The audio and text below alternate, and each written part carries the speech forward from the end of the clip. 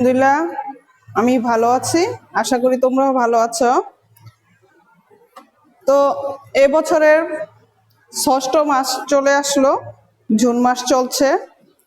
দুঃখিত, এখনো ক্লাস শুরু হলো না, কিন্তু এভাবে তো আর বসে থাকা যায় না। যাই হোক, অল্প হলেও সপ্তাহে একদিন তোমাদের সাথে দেখা হয়। এই একদিনেই আমার চেষ্টা থাকবে তোমাদের গ্রামার পাঠটুকু অন্তত বুঝিয়ে শেষ করার।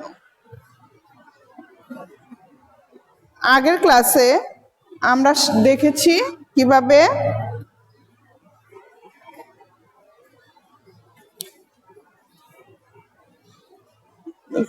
সিলেবাসটা নিচ্ছি।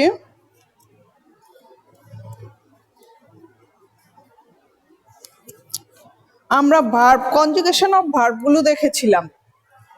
তো বলা ছিল তোমরা এই বইয়ের 13 থেকে 15 পেজের এগুলো শিখে ফেলবে। তো আশা করছি তোমরা এগুলি দেখেছ।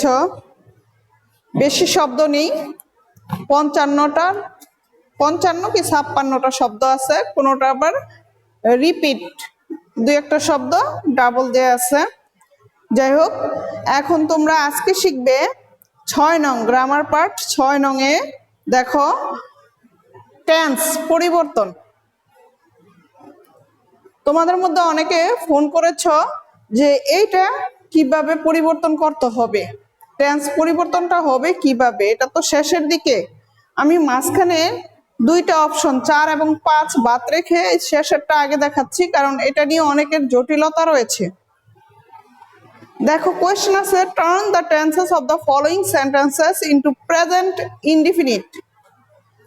আমি কোয়েশ্চেনটা বোর্ডে লিখছি। গ্রামার আইটেম 6 নং, turn the tenses of the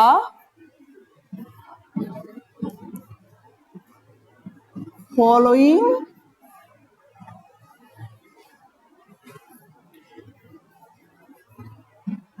sentences into present indefinite.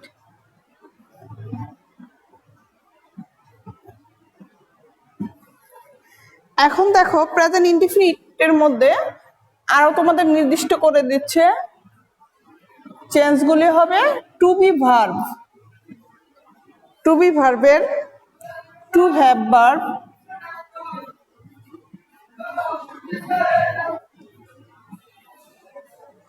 Modal verb,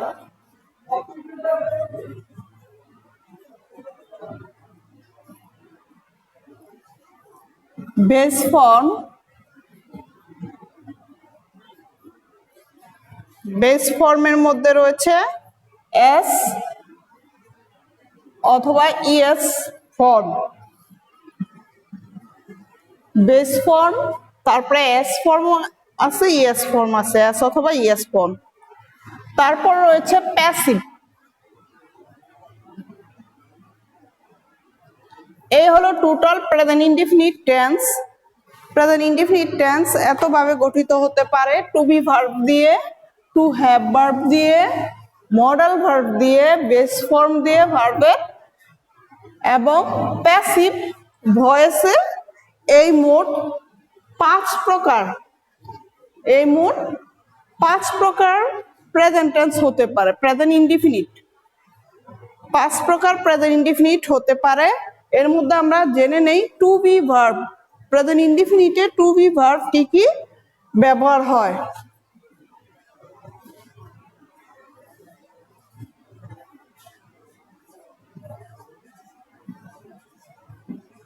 present ইনডিফিনিটে টু বি ভার্ব হবে এম, ইজ, আর। প্রেজেন্ট ইনডিফিনিটে টু বি ভার্ব হয় কি এম, ইজ, আর। মনে রাখবে to have verb, to have verb have অথবা has বসে, have অথবা হ্যাজ বসে। নেক্সট আমরা যাচ্ছি modal verb.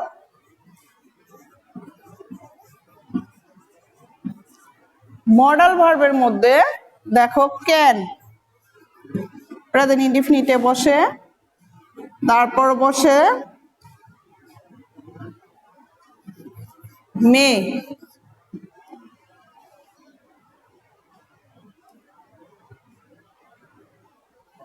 Next base ফর্মগুলি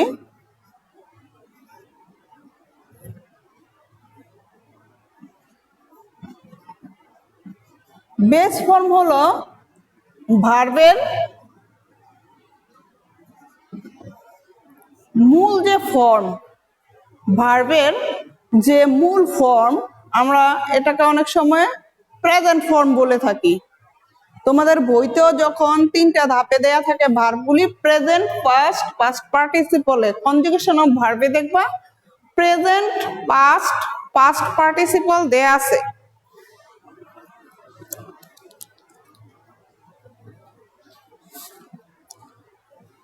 board বইটাতে দেখো এখানে দেয়া আছে প্রেজেন্ট, পাস্ট, পাস্ট পার্টিসিপল, এখানে আবার দেয়া আছে base form, past tense, past participle. মূলত আমাদের বেস ফর্মটাই প্রেজেন্ট ফর্ম। যখন আমরা টেন্সে ব্যবহার করি তখন ভার্বের প্রেজেন্ট ফর্ম হয়। ভার্বে ব্যবহারের সেন্টেন্সে ব্যবহারের পর ভার্বটা যখন সেন্টেন্সে ব্যবহার করি, যদিও এটা প্রেজেন্ট ইনডিফিনিট হয় টেন্স, তখন প্রেজেন্ট ফর্ম। আমরা এস ফর্মকেও প্রেজেন্ট ফর্ম বলতে পারি, কিন্তু বেস ফর্ম কখনো প্রেজেন্ট ফর্ম হয় না। বেস ফর্মটা বেস ফর্ম, বেস ফর্মটা হলো বেস ফর্ম, এটা প্রেজেন্ট ফর্মও হয়, ঠিক আছে। কিন্তু যখন প্রেজেন্ট ফর্মে দেখো আমি এখানে ইট, ইট অর্থ খাওয়া, এটা base form. I eat rice, আমি ভাত খাই, এখানে ভার্বের বেস ফর্ম, ঠিক আছে, কিন্তু এটা প্রেজেন্ট ইনডিফিনিটে ব্যবহার হয়েছে, এখন এটা প্রেজেন্ট ফর্ম। দেখো ইট খাওয়া, হি ইটস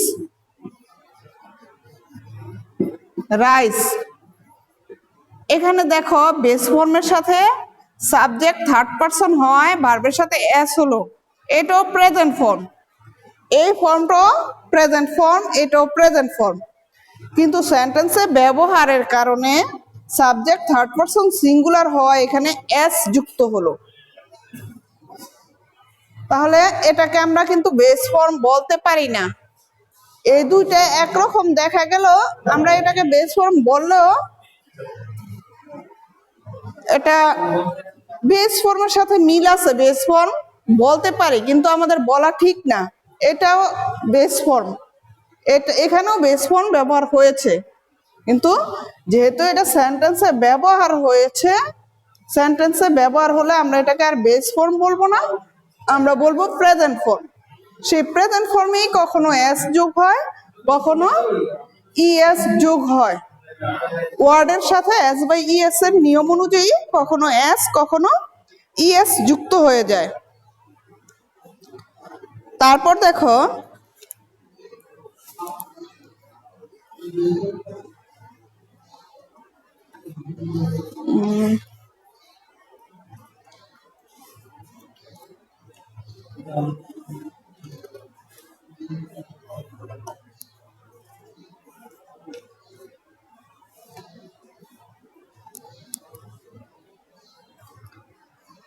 যে মাস্ট, এটাও মডাল ভার্ব, ডেয়ার, এগুলি মডাল ভার্বের মধ্যে পড়ে। এখন খেয়াল করো বেস ফর্ম, বেস ফর্ম তাহলে কখনো ইট, কখনো ইটস, থার্ড পারসন সিঙ্গুলারের সাথে যখন ভার্ব বসে তখন ভার্বের সাথে এস বা ইএস যোগ হয়। তারপর দেখো এই ডুটা যখন থার্ড পারসন সিঙ্গুলারের সাথে ব্যবহার হয় তখন এটা হবে ডাজ, এখানে এস যোগ হলো, এখানে ইএস যোগ হলো। তো বেস ফর্ম এস এবং ইএস ফর্ম, তারপর আসি প্যাসিভ। প্যাসিভ ভয়েসে প্রেজেন্ট ইনডিফিনিট টেন্সের ব্যবহার হলো এম ইজ আর অবশ্যই ব্যবহার হবে, ভার্বের আগে এম ইজ আর ব্যবহার হওয়ার পরে মূল ভার্বের পাস্ট পার্টিসিপল হবে, মূল ভার্বের পাস্ট পার্টিসিপল ফর্ম, মূল ভার্বের পাস্ট পার্টিসিপল ফর্ম হবে।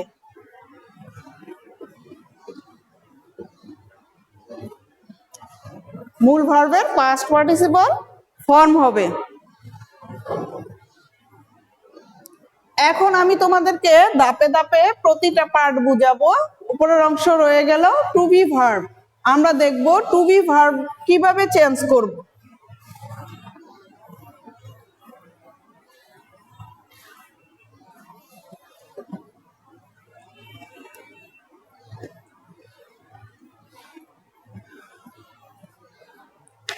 আমরা আবারও দেখে নেই টু বি ভার্ব গুলি হলো কি,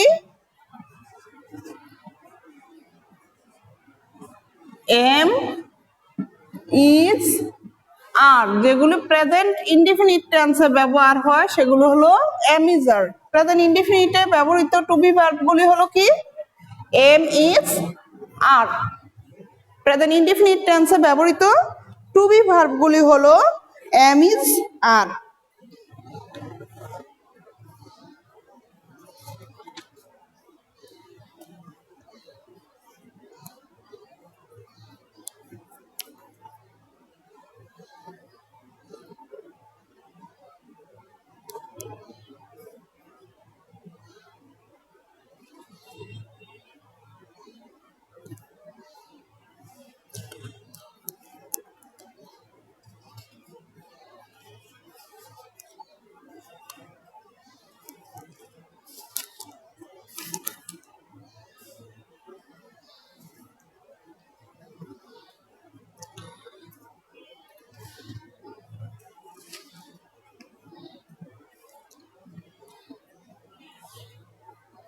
দেখো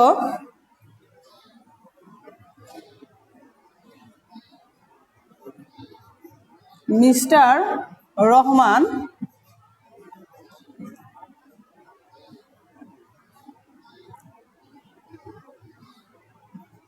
was an honest man.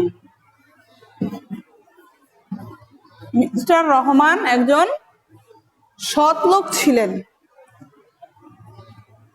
আমরা এখানে কি টু বি ভার্বের চেঞ্জ করব, টু বি ভার্বের চেঞ্জ করে প্রেজেন্ট ইনডিফিনিট টেন্স করতে হবে। তো আমরা যেহেতু এখানে টেন্স পরিবর্তন করতে যাচ্ছি, কি পরিবর্তন করব, টেন্স, তা এখানে করব টু বি ভার্বের পরিবর্তন এম ইজ আর। আমরা এম ইজ আর বসাবো ঠিক আছে, কিন্তু কোথায় বসাবো এটাও জানতে হবে। এখানে খেয়াল করো ওয়াজ, এখানে কি ওয়াজ, এই ওয়াজও একটি to be verb. To be ভার্বের পরিবর্তন হবে টু বি ভার্বের জায়গাতে, যেখানে টু বি ভার্ব থাকবে সেখানেই তোমরা এম ইজ আর যে কোনো একটা বসাবে। এখন এই সেন্টেন্সের টু বি ভার্ব কোনটা, এই সেন্টেন্সের টু বি ভার্ব হলো ওয়াজ। এই এম ইজ আর এর পাস্ট ফর্ম ওয়াজ এবং ওয়ার। এম ইজ আর এর পাস্ট ফর্ম হলো ওয়াজ ওয়ার। তো আমরা যদি এম ইজ আর বসাতে যাই, যেহেতু টেন্স পরিবর্তন, তো আমাদের এর পাস্ট ফর্ম গুলিও জেনে নিতে হবে। অবশ্যই প্রতিটা ভার্বের অন্তত তোমাদের বইতে যে কটা দেয়া আছে এই বইটাতে 13 থেকে 15 পেজে এই ভার্বগুলোর present past past participle form জেনে নিবে, অর্থাৎ বেস ফর্ম, পাস্ট ফর্ম এবং past participle form.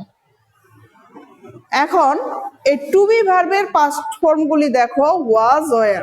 Two be ভার্বের পাস্ট ফর্মগুলো কি, ওয়াজ ওয়ার। আমাদের টেন্স পরিবর্তন করতে হবে। এই যে টু বি ভার্ব, যেহেতু was were to be verb, তো আমাদের টু বি ভার্বই চেঞ্জ করতে হবে, টু বি ভার্ব চেঞ্জ করে একে প্রেজেন্ট ইনডিফিনিট করতে হবে, টু বি ভার্ব চেঞ্জ করে প্রেজেন্ট ইনডিফিনিট করতে হবে। এটা আছে পাস্ট ইনডিফিনিট, ওয়াজ দিয়ে দেওয়া, একটা পাস্ট ইনডিফিনিট। এখন ওয়াজের জায়গায় mister Rahman, mister Rahman third person singular বা কোনো ব্যক্তির নাম, কোনো ব্যক্তির, একজন ব্যক্তির নাম হলে এর পরে বসে ইজ, এরপরে কি বসে ইজ। তাহলে এখানে ওয়াজের জায়গায় শুধু যদি ইজ লেখো তাহলেই তোমার এটা প্রেজেন্ট ইনডিফিনিট হয়ে গেল। তাহলে উত্তর কি আসতেছে, mister Rahman is an honest man. দেখো ওয়াজের জায়গায় শুধু ইজ হলো, সেন্টেন্স বড় কিন্তু কাজ খুব অল্প। এই এতটুকু সূক্ষ্ম কাজ যদি তুমি আয়ত্ত করতে পারো তাহলেই এখানে পুরোপুরি 5 মার্ক তুমি পেতে পারো। Mister Rahman third person singular, এই কারণে ইজ বসলো। এইখানে যদি আই থাকে, আয়ের সাথে শুধু বসবে এম, আয়ের সাথে এম, এছাড়া অন্য কিছুর সাথে এম বসে না। You second person, we first পারসনের প্লুরাল রূপ, এবং যে কোনো plural, singular plural, number changing তোমাদের শিখিয়েছি। প্লুরাল ফর্মগুলো যা দ্বারা বহু বচন বোঝায়, একের অধিক ব্যক্তি বস্তুর সংখ্যা হতে পারে, একের অধিক ব্যক্তি বস্তুর ধারণাকে বোঝালে তখন তুমি ওই সাবজেক্টের পর আর ব্যবহার করবে। ইউ, উই, দে, তারা, এবং সকল প্রকার, সকল প্রকার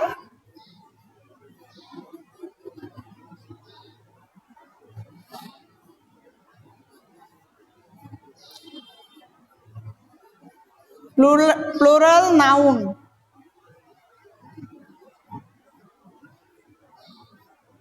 এর পর আর বসে, আর বসে, টু বি ভার্বটা আর বসে। ইউ, উই, দে এবং সকল প্রকার প্লুরাল নাউনের পর আর বসে। তাহলে থার্ড পারসন সিঙ্গুলার হলে is, it is, the crow is, the cat is, the book is, this is, সব ক্ষেত্রে ইজ, সব সিঙ্গুলার ক্ষেত্রে ইজ, আয়ের সাথে am, you second person, we first পারসনের প্লুরাল ফর্ম, দে তারা, এটা প্লুরাল ফর্ম, দে দ্বারা তো আর একজন বোঝায় না, তারা, উই অর্থ আমরা, মানে অনেককে বোঝাচ্ছে, এবং সকল প্রকার প্লুরাল নাউন অথবা সাবজেক্ট, নাউন বা সাবজেক্টের পর আর বসবে।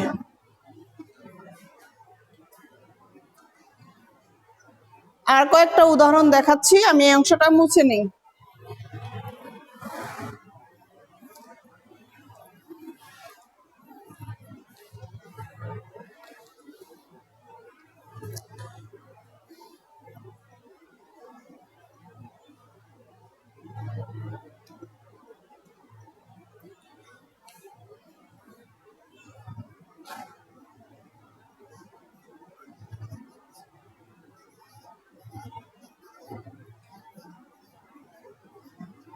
They were young.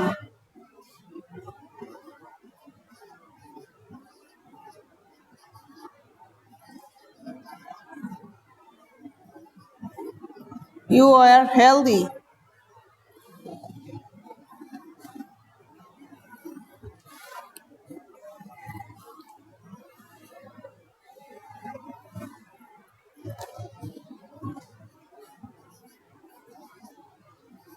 She was ভোরাসিয়াস।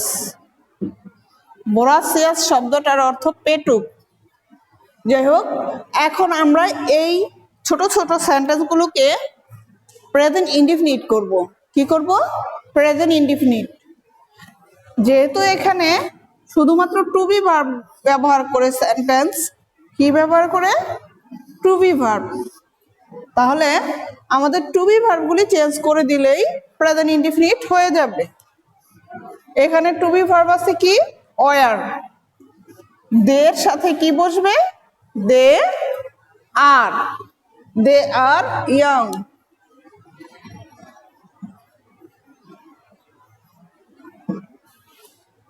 You were healthy. You were healthy. তাহলে কি ইউ কি হবে? Are. Healthy. She was voracious. She এর সাথে কি হবে? She is. She is. Third person একজন, তাই শি ইজ। She is ভোরাসিয়াস।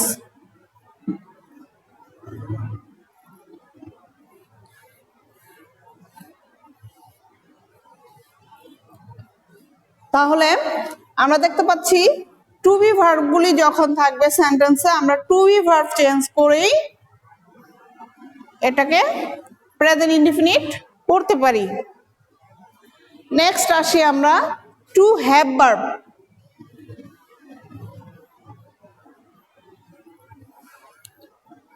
এখন আমরা কি টু হ্যাভ ভার্ব নিয়ে আলোচনা করব।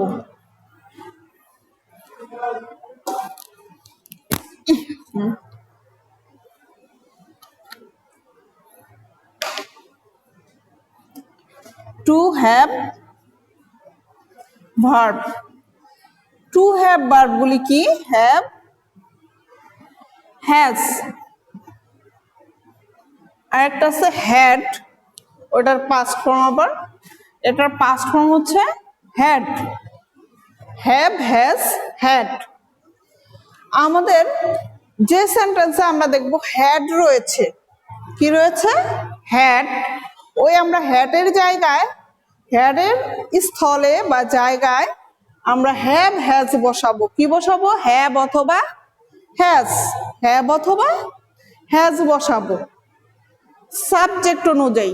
সাবজেক্ট যদি ফার্স্ট পারসন অথবা সেকেন্ড পারসন থাকে এবং প্লুরাল থাকে, প্লুরাল থাকে, সাবজেক্ট ফার্স্ট পারসন অথবা সেকেন্ড পারসন এবং প্লুরাল হয়, আমরা অবশ্যই হ্যাভ ব্যবহার করব।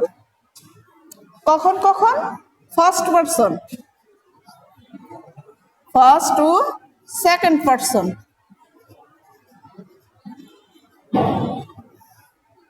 পারসন ফার্স্ট পারসন হলো আই এবং উই।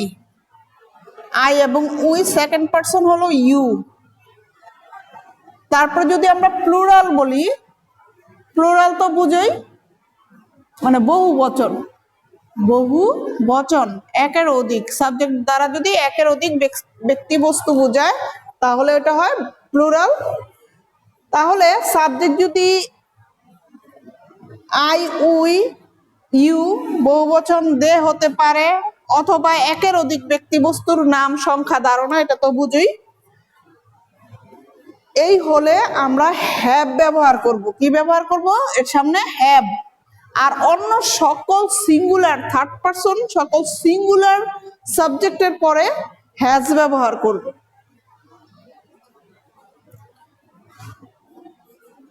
দেখো, ইউ হ্যাড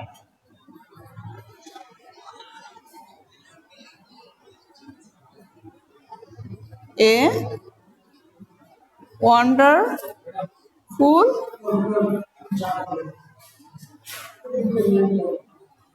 পেন।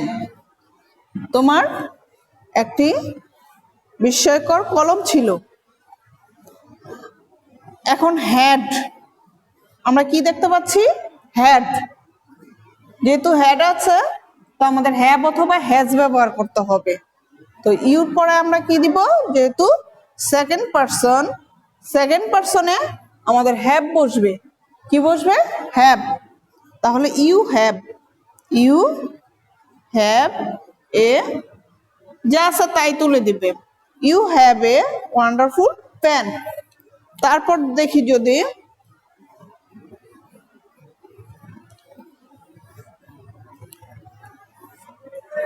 হ্যাড কিন্তু আবার সব সাবজেক্টের সাথেই বসে। এই হ্যাড এর একটাই ফর্ম, ফার্স্ট ফর্ম, যে কোনো সাবজেক্টের পরেই হ্যাড বসতে পারে।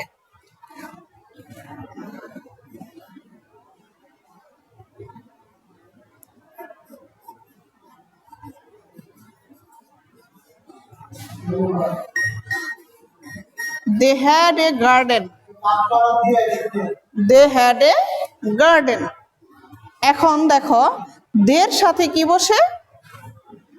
হ্যাভ, তাই না? They have a garden. They have a garden. তারপর দেখি she had headache. তার মাথা ব্যথা ছিল। এখন she এর সাথে থার্ড পারসন সিঙ্গুলার, she এর সাথে কি হবে? has. She has headache.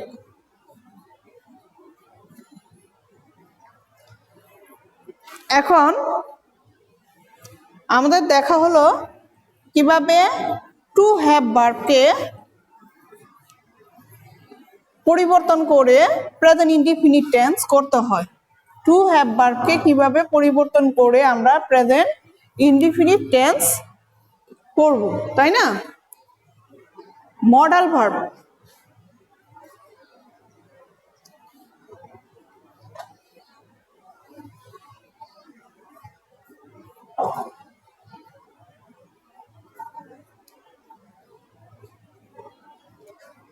দেখো সেন্টেন্সে প্রেজেন্ট ইনডিফিনিট করার জন্য মডাল ভার্বগুলো প্রেজেন্ট ইনডিফিনিট টেন্সে ক্যান, মে, মাস্ট, নিড। মূলত এই মডাল ভার্বগুলো ডেয়ার শব্দ আছে যেটার এখন প্রায় ব্যবহার নাই বললেই চলে। এই মডাল ভার্বগুলো প্রেজেন্ট ইনডিফিনিট টেন্স করার ক্ষেত্রে ব্যবহার হয়। এখন এই মডাল ভার্বগুলোর মধ্যে সবচেয়ে বেশি ব্যবহৃত হয় এই দুইটা, সবচেয়ে বেশি ব্যবহৃত হয় এই দুইটা। এখন খেয়াল করো কিভাবে এটাকে চেঞ্জ করতে হবে। আমরা অবশ্যই জেনে নিব ক্যানের পাস্ট ফর্ম হলো কুড এবং মেয়ের পাস্ট ফর্ম হলো মাইট। ক্যানের পাস্ট ফর্ম কুড, মেয়ের পাস্ট ফর্ম হলো মাইট। কোন সেন্টেন্সে যখন কুড অথবা মাইট দেখব তখন আমরা ওকে অবশ্যই ক্যান করব। কুড থাকলে ক্যান করে দিব এবং মাইট থাকলে মে হিসেবে চেঞ্জ করব।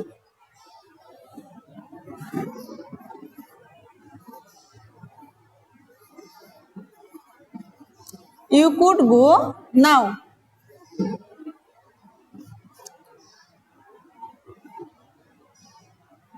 You could go. Then এখানে কি আছে? could.